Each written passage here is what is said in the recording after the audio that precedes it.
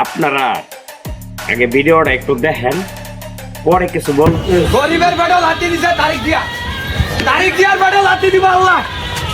এই তারিখ দিয়া ব্যবসা এদিন দেয় না চোখে আমগো গরিবের বেটা লাথি দেয়। পলিটিন আরো 20 বছর আগে ব্যান করে দিছে। এ বলি কেমবে চলে এই দেশ গাজা বাবা এদিন চলে কেমবে? এদিন আগে উদ্ধার করো আমগো ভোটের।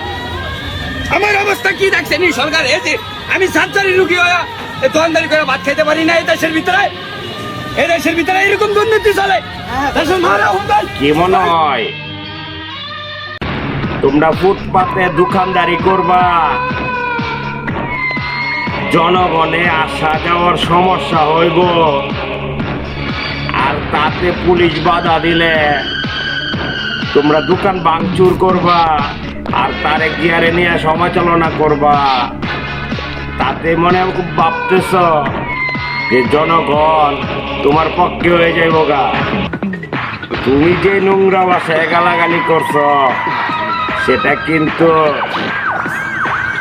আমরা বুঝবার পারছি।